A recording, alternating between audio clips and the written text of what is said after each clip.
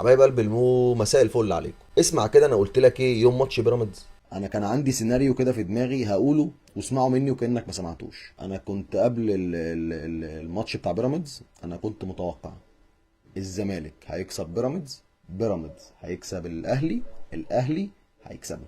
وطبعا ضيف لده اللي قلته لك قبل الماتش، ان احنا لو ما مسكناش نفسنا اول نص ساعه ولا قدر الله دخل فينا جون العمليه هتفتح. طبعا ده مش عشان انا محلل جامد ولا انا محنك ولا العبط ده كله، انا في الاخر مشجع اصلا وما بحللش كوره. بس لقاءات القمه طول عمرها ما بيكسبهاش الاجهز فنيا او الاحسن او المتصدر. طول عمر لقاءات القمه بيكسبها الاهدى والابرد واللي اعصابه في ثلاجه. واللي خلاني كنت متوقع الخساره ان هم الاهدى وهم الابرد وهم اللي اعصابهم في ثلاجه وهم اللي داخلين على الماتش مش باكيين على اي حاجه، لان ماتشك بالنسبه لهم بقى اخر بطوله فاضله لهم السنه دي. انت زعلان وانا زعلان وحقك تزعل وهي حاجه تزعل مفيش كلام، بس اوعى اوعى اوعى يا كل زملكاوي تضيع الموسم كله وتهد المعبد على دماغ اصحابه عشان ماتش ب3 بونت.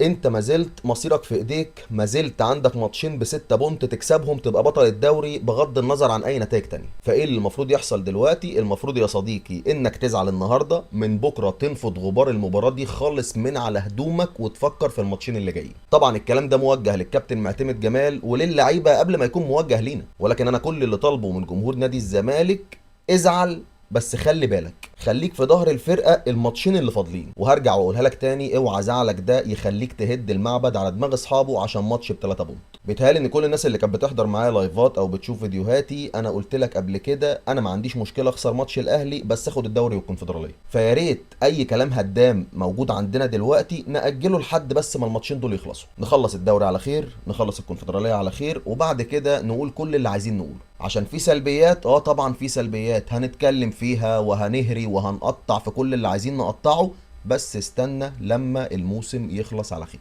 وهارد لك لكل زملكاوي، انت خسرت معركة ولكن لسه ما خسرتش الحرب، والحرب بتاعتك مصيرها في ايدك انت مش في ايد حد تاني. واشوف وشكوا على خيرة الله، احلى اخوات واحلى متابعين.